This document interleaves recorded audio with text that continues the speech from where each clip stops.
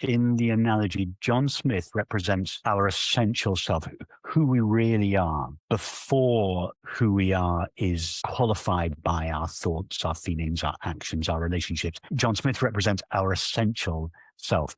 King Lear represents the persona, the character that we play, the mixture of who we are with our thoughts, our feelings, our memory, our history, our relationships, and so on. So in the analogy, John Smith lives alone at home. He lives a peaceful and happy life. He's content and fulfilled. He goes to his theatre and he puts on the character of King Lear, which involves not only putting on a costume, but also adopting a series of thoughts and feelings and engaging in a series of activities and relationships. He's married, he has 3 daughters, he's the king of England, and he's at war with the French.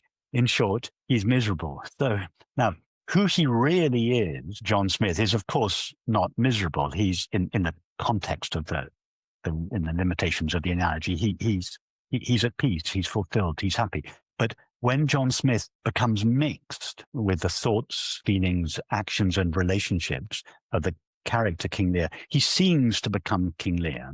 And as such, John Smith has forgotten, he's overlooked, he ignores the fact that he is John Smith because he's allowed himself to become entangled up with, identified with King Lear's thoughts, feelings, actions, and relationships. And he seems, as a result, to cease being John Smith, and he seems to become King Lear. And at that moment, he gives up or forgets his innate peace, and his suffering begins.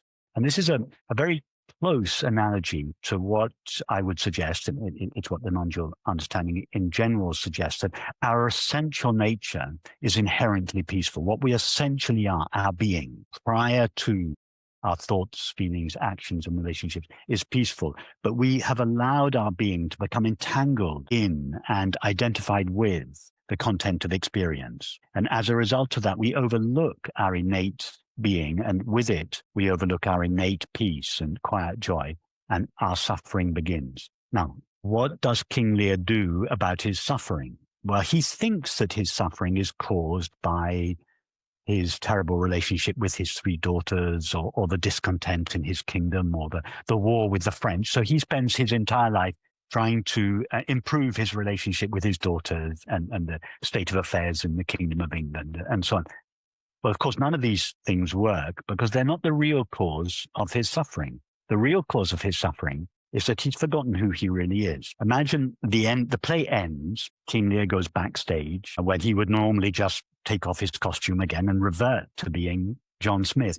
But in this occasion, John Smith has lost himself so fully in the part he plays that he goes backstage and he forgets to revert to being John Smith. He remains King Lear even after the play has ended. So his friend, who is in the audience, comes in to congratulate him on his great performance, finds him miserable. And he says, well, what's the matter? Why are you miserable? King Lear says, because my daughters, the war with the French, the troubles in my kingdom. And his friend says, don't be silly. You're not miserable because of any of those reasons. You're miserable because you've forgotten who you really are.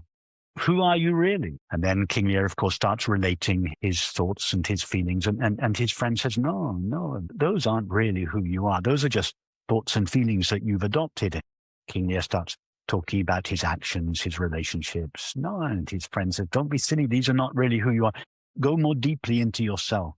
Who are you really? So King Lear traces his way back through his thoughts, through his feelings, through his activities and relationships. And eventually there is this recognition, I'm John Smith. And at that moment, his happiness is restored. And this tracing his way back to his essential being is really what is called prayer in the Western tradition and meditation in the Eastern tradition. We go deeply into ourselves, discarding all the elements of our experience that are not essential to us, our thoughts, feelings, memories, actions, relationships, until we come to our essential, irreducible self or being,